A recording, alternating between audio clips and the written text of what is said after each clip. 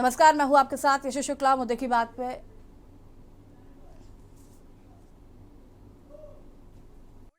लाए हैं fresh lock technology जो रखे मसालों को हर समय फ्रेश। गोल्डी मसाले। नमस्कार, मैं हूं आपके साथ यशु शुक्ला। मुद्दे की बात पे आप सभी का स्वागत है और बात करेंगे यादव के नाम पर आपराधिक काम पर।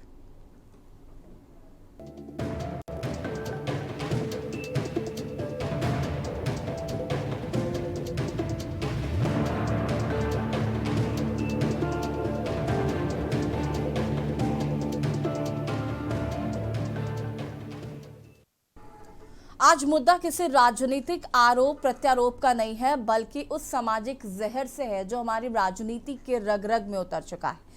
वो है जातिवाद का जहर। बात कर रहे हैं गोरखपुर के सांसद और अभिनेता रविकिशन शुक्ला को एक खुली जानलेवा धमकी की।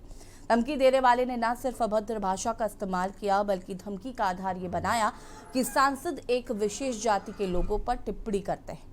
उसने सीधे तौर पर कहा कि रविकिशन एक ही जाति के लोगों पर टिप्पणी करते हैं, इसलिए मैं उन्हें गोली मार दूंगा।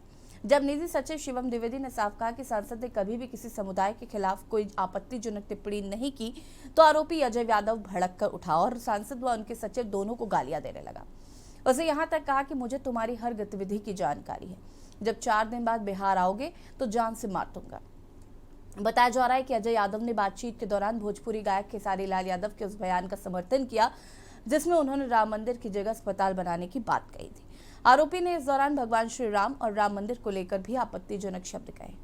घटना के बाद सांसद के निजी सचिव शिवम द्विवेदी और पवन दुबे ने गोरखपुर के वरिष्ठ पुलिस अधीक्षक से मुलाकात की और आरोपी के खिलाफ लिखित ज्ञापन सौंपा। ज्ञापन में सांसद की सुरक्षा बढ़ाने वाले, धमकी देने वाले युवक की तत्काल गिरफ्तारी की मांग की गई। क्या ये महज एक आपराधिक धमकी है या फिर हमारी राजनीति का एक भयावह चेहरा? आज का हमारा सवाल सिर्फ रविकिशन की सुरक्षा तक सीमित नहीं है, बल्कि यह है कि जाति का ये जहर आखिर कौन घोल रहा है? सियासत ने जातियों के नाम पर समाज को क्यों बांट दिया? ठाकुर, दलित, पिछड़ा, यादव, ब्राह्मण की जगह नेता सर्व समाज की बात कब करेंगे? लेकिन दूसरी तरफ जब हम इस गंभीर मसले पर चर्चा कर रहे हैं तो राजनीति के केंद्र में आज भी जातिगत गोलबंदी है। आज 11 बजे यानी कि अब तक बसपा प्रमुख मायावती जी ओबीसी भाईचारे को साधने के लिए उन्होंने एक अहम बैठक की।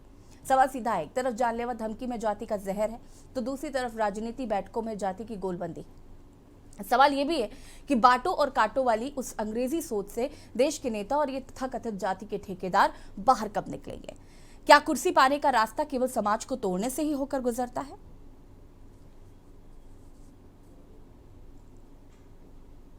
मैं कह रहा हूँ, अभी रवि किशनवा कह रहा था कि खेसारी लाल राम को बोले कि राम की मंदिर क्यों बन गई। मैं कह रहा हूँ राम की मंदिर गलत बनी, वहाँ कॉलेज होना था, हॉस्पिटल होना चाहिए। राम हाँ, रिकॉर्ड कर लीजिए। उसके बाद रवि नहीं आ रही, आप कौन बोल रहे हैं? तुम्हारा बाप बोल रहा हूँ, समझा दो। नहीं वहीं आके मारूंगा मैं। अरे क्या हो गया भाई साहब, क्यों गाली दे रहे हैं फोन पे? वो यादव समाज को कह रहा है कि यादव समाज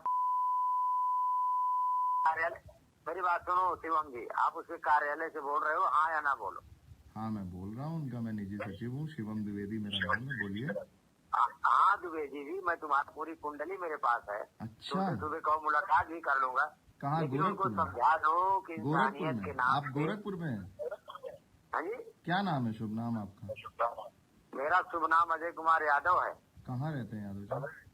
आरा से बोल रहा हूँ, आरा से। तो आप कह रहे हैं ना सुबह मुलाकात, तो आरा में कहाँ कहाँ कहाँ गाँव है आपका?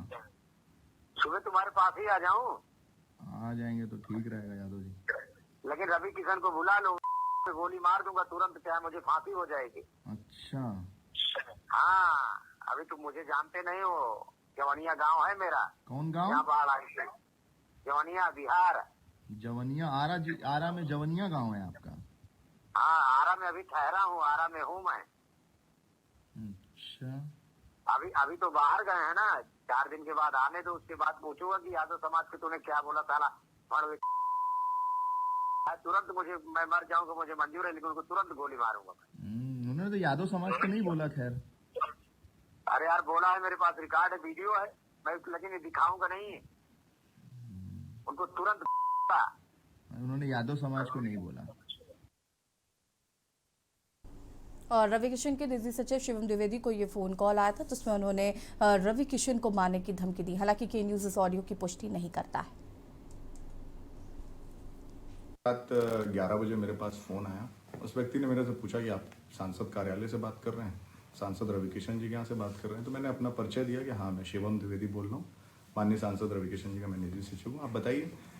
तो उस व्यक्ति ने छपरा से आरजेडी प्रत्याशी खेसारी जी क्या जो उन्होंने कहा था कि प्रभु श्री राम के मंदिर की जगह अस्पताल बनना चाहिए, उस बयान का उसने समर्थन किया और तुरंत ही वो आक्रामक हो गया और हमारे आराध्य प्रभु श्री राम जी को भद्दी भद्दी गालियां जो नहीं मैं बता सकता, मेरे लिए तो एक बड़ा ही वो है कि मैं कैसे सुना उस वक्त की स्थिति मैं नहीं बता सकता।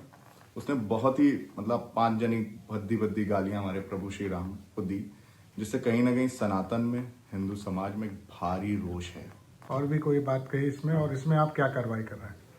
उसने अपना नाम अजय यादव, जिला आरा जवनिया गांव का अपना परिचय देते हुए उसने बताया कि आप लोग की पूरी जानकारी, उसने कहा कि माननीय सांसद जी आपकी पूरी मेरी उसको पूरी जानकारी कि हम लोग कहाँ हैं।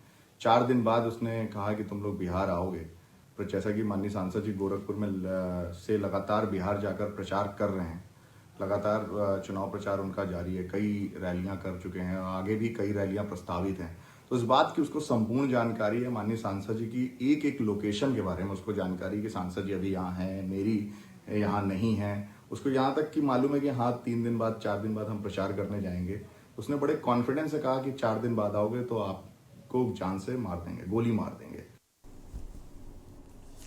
चर्चा आज इस मुद्दे पर करेंगे जिस तरीके से जाति के नाम पर इस तरीके की धमकियां दी जा रही हैं, और ये बड़ा सवाल है कि आखिर इसे बांटने वाला कौन है, सर्व समाज की बात कब होगी। कई सवाल हैं जिन पर आज हम बातचीत करेंगे। श्वेता दुबे जी बीजेपी नेता हमारे साथ जुड़ी हुई हैं, आनंद राय सपा नेता हमारे साथ जुड़े हुए हैं, आलोक त्रिपाठी वरिष्ठ पत्रकार हमारे साथ जुड़े हुए हैं, और रविंद्र चपराना जी सोशल एक्टिविस्ट हमारे साथ जुड़े हुए हैं। सबसे पहले तो आप सभी का बहुत बहुत स्वागत है। शुरुआत आलोक त्रिपाठी जी आपसे करेंगे। भारतीय राजनीति को आप काफ़ी लंबे समय से कवर कर रहे हैं, आज़ादी के 75 साल भी पूरे हो चुके हैं, लेकिन आज भी जब नेता वोट मांगने जाते हैं तो सबसे पहले जाति का गणित बैठाया जाता है, सर्व समाज की बात नहीं की जाती, और कहीं ना कहीं इसका खामियाजा इस तरीके के धमकी भरे फोन कॉल्स देखने को मिलता है।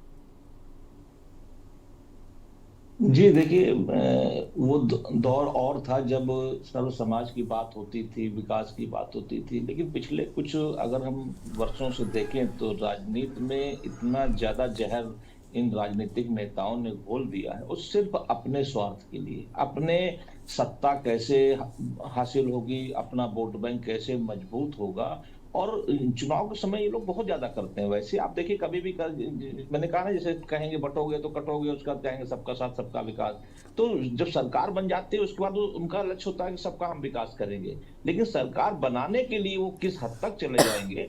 और ये जो आज गोरखपुर की जो घटना है, रवि किशन जी को धमकी देने वाला, ये मुझे लगता है कहीं ना कहीं राजनीति भी इसमें शामिल है, क्योंकि इसमें जब खेसारी लाल का नाम आ गया तो जाहिर सी बात है उनको बड़ी पिछले कुछ समय से कितनी चर्चाएं हैं उनको टिकट को लेकर के, उनके चुनाव लड़ने को लेकर के, उनको विरोध करने को लेकर के।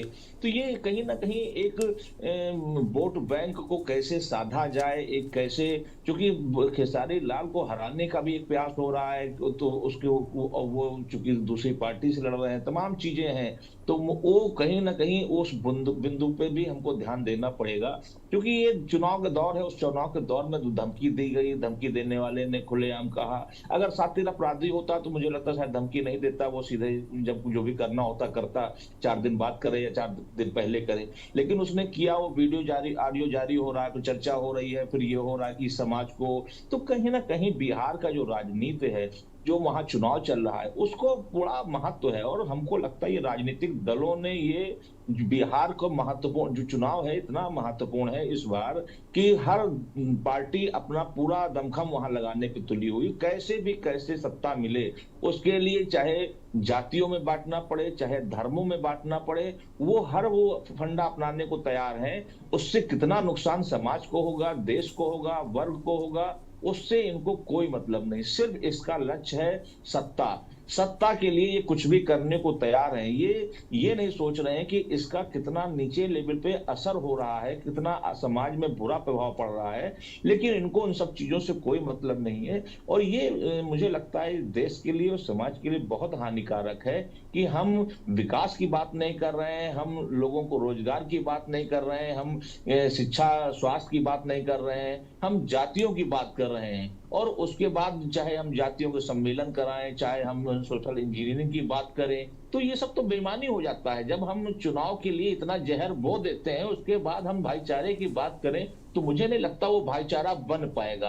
आप खबरों में भाईचारा बना सकते हैं, कह सकते हैं, लेकिन भाईचारा की जगह इतना आपने जहर बो दिया है कि उसको अब खत्म होने में हमको लगता है बहुत वर्षों लगेंगे। बिल्कुल। वापस आएंगे आपके पास आलोक जी। श्वेता दुबे जी बीजेपी की नेता हमारे साथ जुड़े हुए हैं। श्वेता जी, पार्टी कहती है सबका साथ सबका विकास, और जिस दूसरी तरफ अगर हम चुनावी समीकरणों की बात करें तो वहां पर अगड़े पिछड़े का एक संतुलन बिठाना पड़ता है। एक राजनीतिक मजबूरी है, या आप मानती हैं कि जाति का जो रास्ता है वो सत्ता तक पहुंचने के लिए एक सीधा हाईवे? जी नहीं, हम जाति और धर्म के नाम पर कोई भी भेदभाव नहीं करते हैं और जाति के नाम पर हम वोट भी नहीं मांगते हैं। जैसा कि आपने अभी विगत दिनों सुना होगा कि हमारे मुख्यमंत्री योगी आदित्यनाथ जी ने सभी जाति सम्मेलनों पर और उस पर रोक लगा दी है। हमको जाति नहीं, सर्व समाज का विकास करना है और हम अपने कार्य के आधार पर वोट मांगते हैं। और रही बात ये धमकी की, तो ये एक जिसे कहना चाहिए एक झलकी है राजद शासन की। जैसा होता रहा है, तभी तो नीतीश कुमार जी को सुशासन बाबू कहा जाता है, क्योंकि वहां पर कुशासन था और अब आया है सुशासन। अब ये चुनाव की बेला है और ये डर है विपक्षियों में कि कहीं दोबारा से नीतीश जी ना आए, जबकि वो आ रहे हैं। तो ये एक उसी का उदाहरण है। मतलब साम दाम दंड भेद हर कुछ करके हम किसी भी तरह से सत्ता प्राप्त करें, ये एक उसका उदाहरण है। और राजद में इस तरह का शासित बिहार में ऐसे काम होना बहुत आम सी बात है। ये तो इतने हाई प्रोफाइल सांसद रवि किशन जी हैं, इसलिए ये बात इतनी वो हुई। जब ये राजद का शासन था तो आए दिन आम इस तरह की घटनाएं होती थी। इसकी एक लंबी फेहरिस्त है और इससे साधारण से साधारण और खास लोग भी नहीं बचते थे। चंपा विश्वास से लेके तमाम उदाहरण हैं ये बिहार की राजनीति का। ये एक काला पक्ष है और बीजेपी इसका सर्वथा निंदा करती है और हम कर भी रहे हैं। बिहार में नीतीश जी के साथ मिलके हम दोबारा सरकार बनाएंगे और इस तरह के तत्वों को समूल नष्ट करेंगे। ठीक है, आनंद राय जी हमारे साथ जुड़े हुए हैं, सपा के नेता है। आनंद जी, सवाल ये है कि जब आप सामाजिक न्याय की बात करते हैं और उसके बाद से इस तरीके का फ़ोन कॉल आना, लेकिन सिर्फ जाति की पहचान को ये सिर्फ और मजबूत करना है, या फिर एक व्यक्ति का फ़ोन आना जो खुद को यादव बताता है और उसको समस्या भी यही है कि रवि किशन जी ने यादव पर टिप्पणी कर दी है इसलिए जान से मार दूंगा, और जब इस तरीके की घटना सामने आती है तो उसको इस पर कैसे जस्टिफाई करते हैं आप? सब मिला के ना वो किसी दल का नेता है, ना किसी ने फोन कर दिया, मान लीजिए किसी ने फोन कर दिया, कोई सांसद है, उनको क्यों फोन करेगा कोई? सबसे बड़ी बात तो यही है कि इतने बड़े नेता तो है नहीं है ये। इनका एक्टर बहुत अच्छे हैं, इनका मैं बहुत सम्मान करता हूँ, लेकिन नेता के रूप में ये बिल्कुल फेलियर है। हमारे गोरखपुर का दुर्भाग्य है कि रवि किशन सांसद है, बहुत बड़ा दुर्भाग्य है।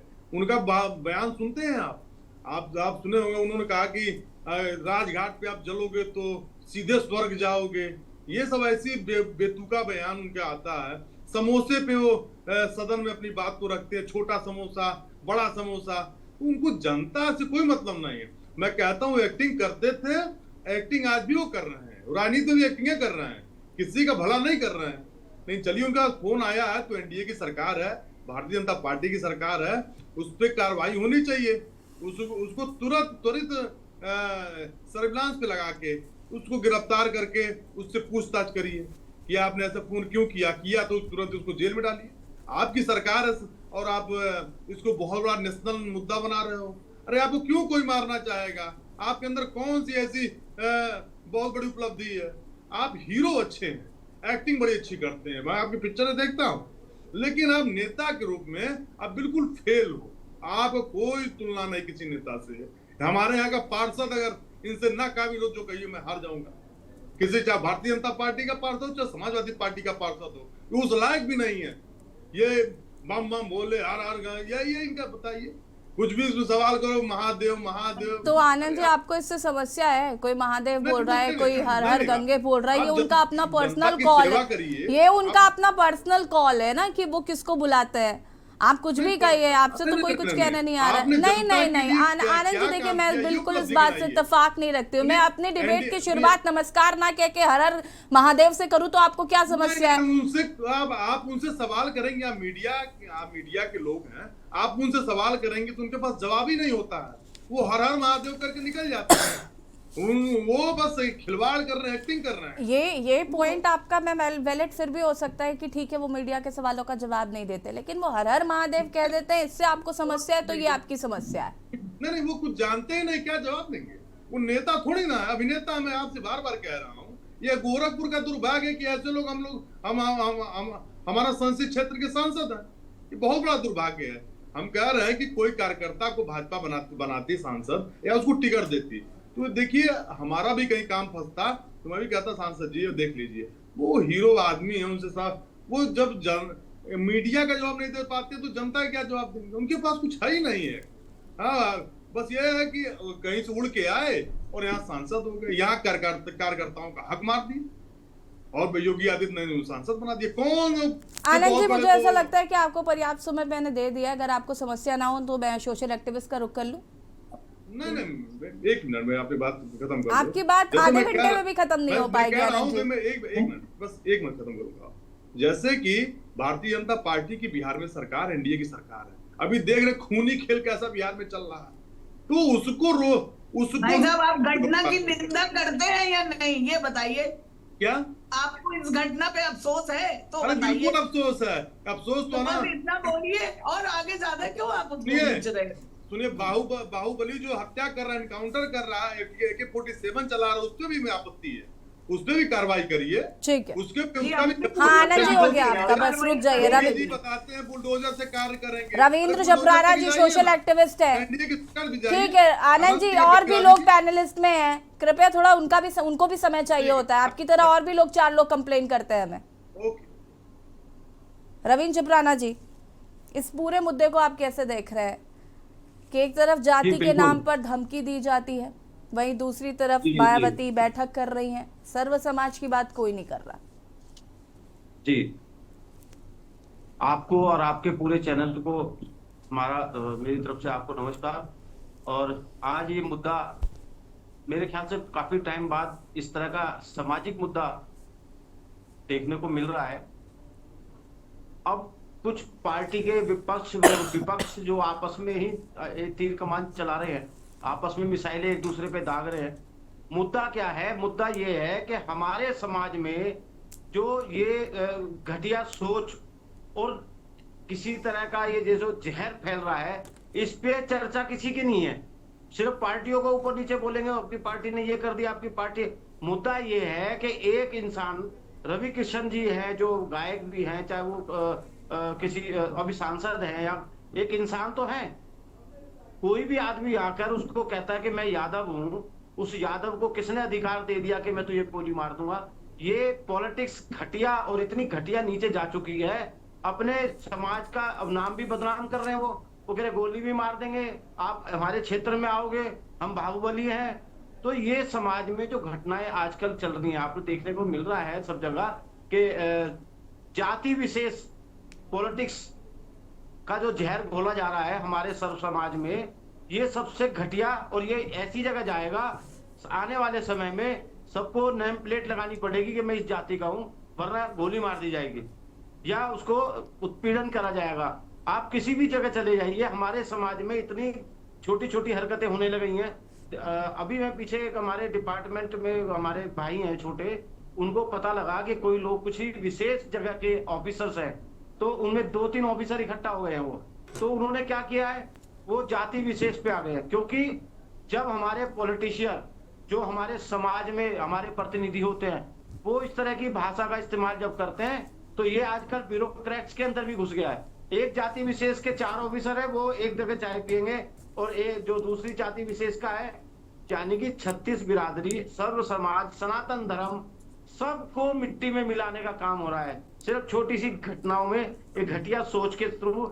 मेरा मानना ऐसा है, आप मैं कहना चाहता हूं कि ये जो समाज के लिए जो आज सबसे घटियापन हो रहा है, आने वाले समाज में हमारा सनातन धर्म और हमारे हिंदू और हमारे सभी समाज के लोग आपस में इतने बट जाएंगे, और मुझे लगता है जैसे रसिया के 40 देश बने थे और हमारे हिंदुस्तान के ऐसे ना हो कि देश बन जाए, छोटे छोटे देश बन सकते हैं, क्योंकि इन घटिया राजनीतिक आदमियों और इसके जिन लोगों को ये घटिया सोच रख के फोन करते हैं, उनको जो संरक्षण मिलता है, उनकी वजह से हमारे अंदर इतना आक्रोश बढ़ चुका है।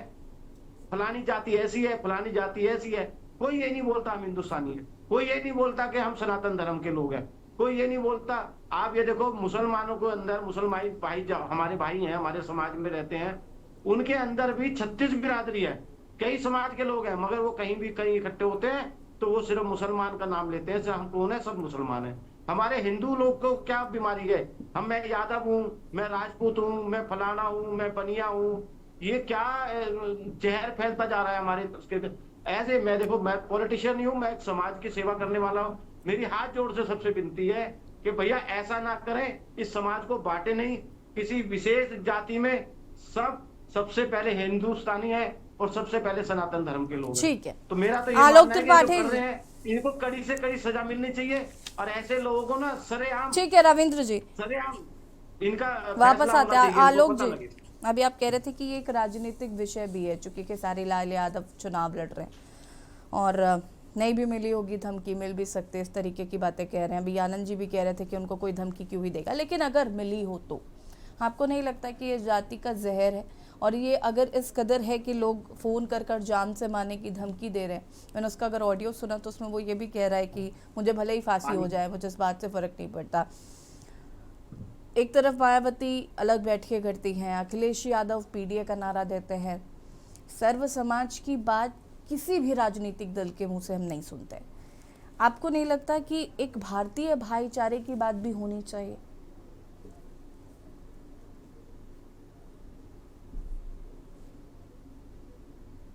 जी, मुझसे पूछा था जी सवाल। जी, हाँ नहीं, बिल्कुल, ये वही मैं कह रहा हूँ कि ये राजनीतिक दलों ने अपने स्वार्थ के लिए, सिर्फ सत्ता के हासिल करने के लिए इन्होंने इस हद तक जहर बोया है जातियों का और धर्मों का कि अब उसको पाट पाना इतना आसान नहीं है।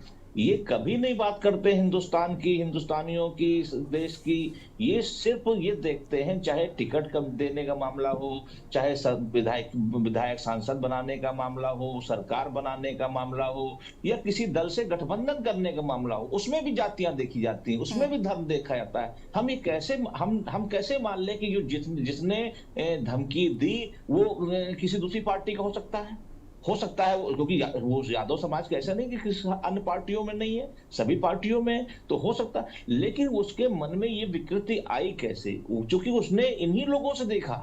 और अगर वो सिर्फ आप धमकी तक मामला होता तो मुझे लगता कि शायद ये आपराधिक कृत्य है, लेकिन आपराधिक कृत्य के साथ में जब उसने खेसारी लाल का नाम ले दिया तो वो कहीं ना कहीं मामला राजनीतिक आ गया, क्योंकि खेसारी लाल भी चुनाव लड़ रहे हैं और पिछले काफी समय से उनको चर्चाओं में, तो वो और ये चाहे आपके मनोज तिवारी जी हो, चाहे रवि किशन जी हो, कहीं ना कहीं उनसे अंदरूनी 36 का आंकड़ा हो गया है। तो वो जो एक दिख के आ रहा है चीजें कि जो है कहीं ना कहीं बिहार की जो राजनीति है, बिहार में सत्ता प्राप्ति है, कैसे सत्ता प्राप्ति हो, वहां कैसे राजनीतिक दलों के लोग जातियों का ध्रुवीकरण करें, धर्मों का ध्रुवीकरण करें, कैसे एक वर्ग विशेष को, एक जाति विशेष को अपने पाले में लाएं, कैसे उसको दुश्मन साबित कर दें, इस प्रयास में लगे हुए हैं। तो मुझे लगता है ये जो मुद्दा उछाला गया है, अगर भाई उनको धमकी दी गई है, मुकदमा दर्ज होकर गए हैं, उसको पकड़ लिया जाएगा जल्दी, लेकिन इतना आसान भी नहीं होता है किसी का नंबर ले लेना। ये कहीं ना कहीं इसके पीछे राजनीतिक, मुझे जो लगता है कि साजिश नजर आ रही है। धमकी दी गई होगी, ठीक बात है, बहुत से लोग हैं, बहुत लोगों को धमकी देते हैं, पकड़ जाते हैं, जेल भेज दिए जाते हैं, सब चीजें होती हैं, लेकिन एक राजनीतिक मुद्दा जो बन रहा है ये एक बड़ा सवाल है बिहार को लेकर के, क्योंकि बिहार में इस बार का जो राजनीतिक परिदृश्य है वो इतना आसान नहीं है किसी भी दल के लिए। बिल्कुल। ये कहीं ना कहीं सभी राजनीतिक दलों को चिंता का विषय है, और इसी कारण वो हर हथकंडे अपनाने को तैयार ठीक है है आलोक वहाँ जी। पे कि कैसे भी सत्ता मिले। आप सभी का बहुत बहुत शुक्रिया चर्चा में शामिल होने के लिए। और बात कर रहे थे जिस तरीके से रवि किशन जी को धमकी मिली है, निष्कर्ष बहुत स्पष्ट है कि रवि किशन को मिली धमकी ने हमें चेताया है और राजनीतिक बैठ के हमें याद दिला रही हैं कि हम आज कहाँ खड़े। हमें ये स्वीकारना होगा कि जातियां हमारी पहचान हो सकती है, लेकिन हमारी राजनीति का इंजन नहीं होनी चाहिए। अगर नेतागढ़ बांटो और राज करो की सोच से बाहर नहीं निकलेंगे तो ये जनता की जिम्मेदारी है कि वो उन्हें मजबूर करें। जनता को अपने वोट की शक्ति से ये स्पष्ट करना होगा कि उन्हें केवल जाति के ठेकेदार नहीं बल्कि विकास, शिक्षा और सुरक्षा सुनिश्चित करने वाले सर्व समाज के सेवक चाहिए। खास पेशकश में फिलहाल इतना ही। देखते रहिए के न्यूज़ इंडिया। नमस्कार।